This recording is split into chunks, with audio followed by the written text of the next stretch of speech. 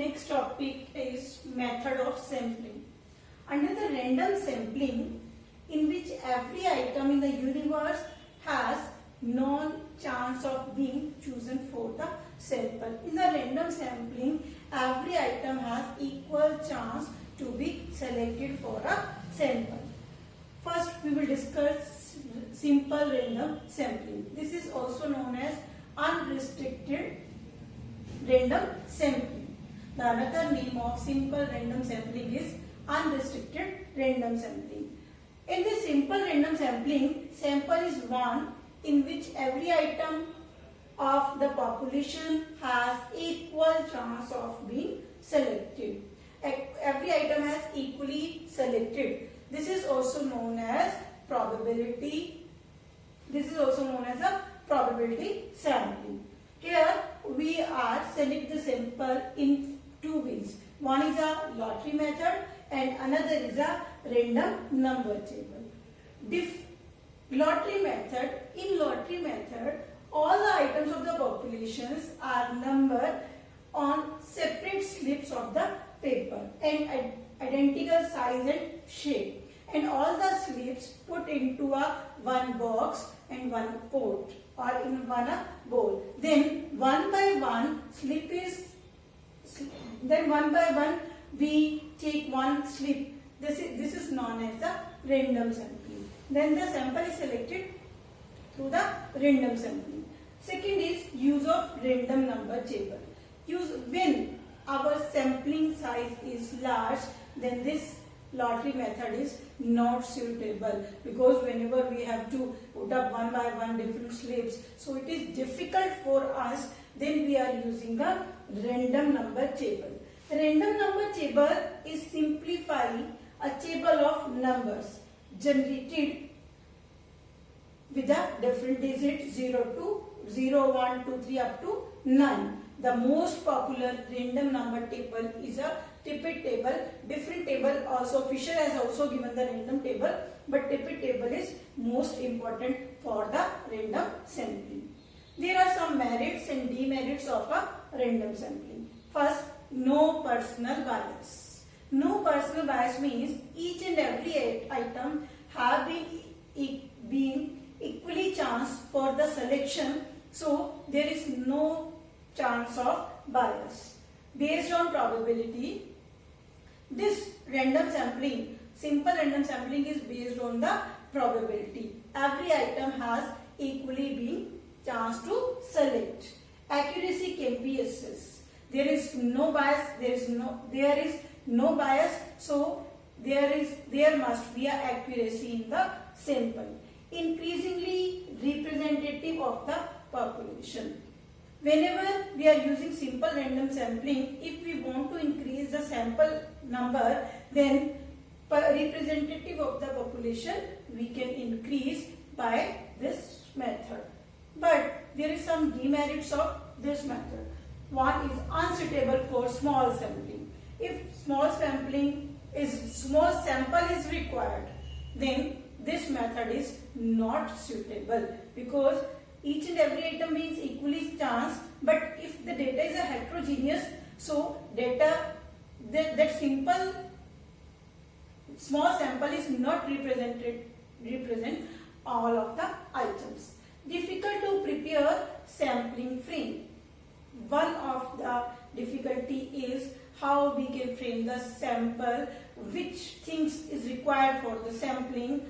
So it is very difficult to frame out the sample. Time consuming. This method is a time consuming method. So there are some merits and demerits of the simple random sampling. Next, we will discuss restricted random sampling.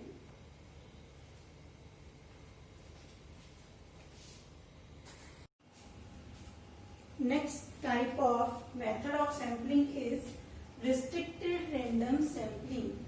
Under the restricted random sampling, if the population is a homogeneous, then simple random sampling we can use. But if in the population there is a heterogeneous features in the population, then we are using a restrictive random sampling. sampling, the first is stratified random sampling. Under the stratified random sampling, entire population is divided into a number of group or a strata. All the characteristics of heterogeneous population are adequately represented in the sample. If there are heterogeneous features in the population, they are adequately represented in the sample. It may be three types of stratified sampling. You can take proportionate manner. Whenever you have to divide the population into different groups, you can take in the proportionate manner, disproportionate manner, or optimum manner. Now, there are some merits and demerits of stratified random sampling. More representative, because here the data is a heterogeneous, from we are making the groups, so it is a more representative random sampling. Administrative convenience, because here we are using the sample, so it is easy for the administration. Greater geographical concentration. We are making a different group. Suppose we are making a group between the different states, so it also shows a graphical concentration. But there are some demerits of this method. Difficult to determine the size of the strata. How we can make the group? It is difficult for us. Require more money. For that sampling method, we have to require much money. Then this method is suitable only. So this is our first random sampling method.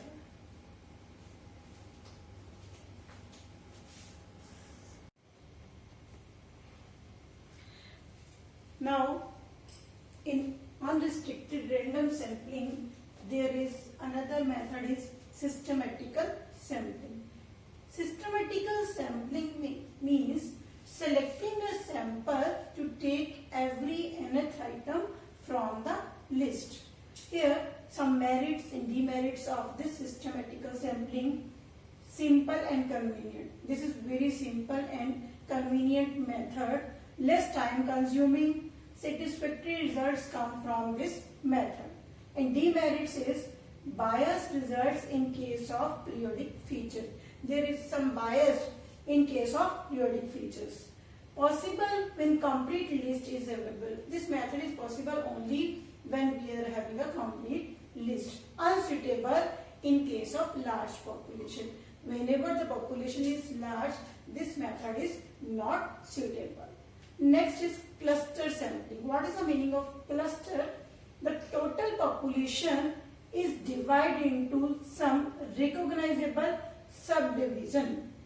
The total population is divided into subdivision. This subdivision is known as a cluster, or you can say group also. Third is a multi-stage sampling.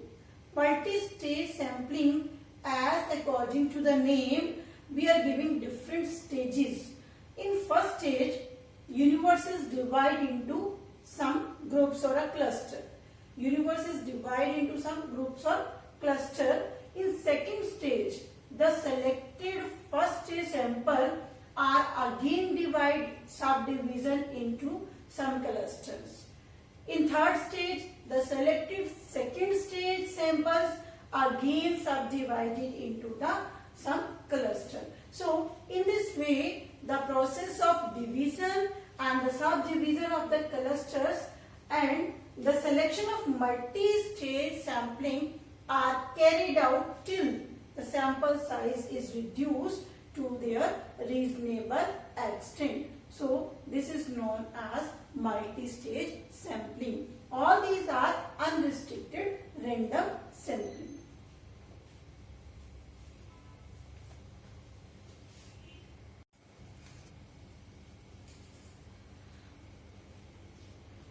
We know that the sampling is divided into two parts. One is a random sampling and another is a non-random sampling.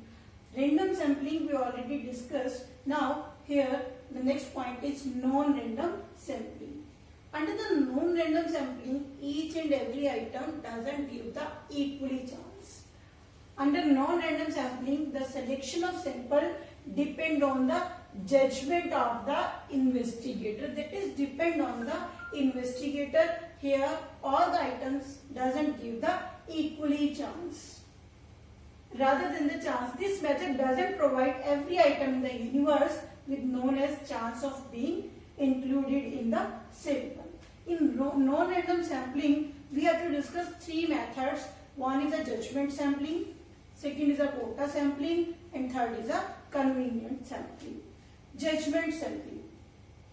Judgment sampling, as the name clears, this sampling. Under this method, choice of sample is depend on the judgment of the investigator. This is depend on the judgment of the investigator, and this method is also known as purposive sampling. That is depend on the purpose of the investigator. There are some merits and demerits of this method. Its first merit is it's very simple and easy method. Second is proper representation, because this sample is made by the investigator, so here is a proper representation from the universe. Avoid irrelevant item. Investigator here avoid the irrelevant items. But there are some demerits of this method also. Here is also a personal bias.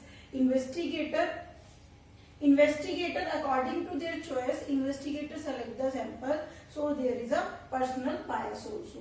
Error of judgment. If investigator depend on the judgment of the investigator, if there is an error in the judgment, then this will be wrong.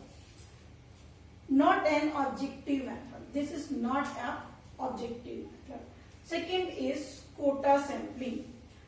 In a quota sampling, each part of the population is assigned to the investigator. Suppose if we are taking males, females and kids, I said ki 10% males, 20% females and 30% kids. So whenever we are giving the quota, assign the quota to the investigator. Suppose here we are also taking the example of 11th class students. If there are 4 streams, humanities, commerce,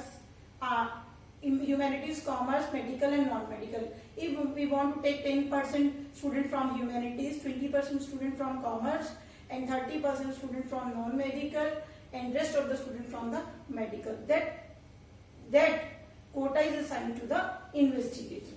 Quota sampling are very popular in the market of survey or the opinion polls. There are some merits of quota sampling. One is reliable result. From the quota sampling, we can find out the reliable results. And this is an economically method, less time consuming methods. Demerits. Here is also a demerit is personal bias. Personal bias is possible in this method. Not possible to estimate sampling error. Last is convenience sampling.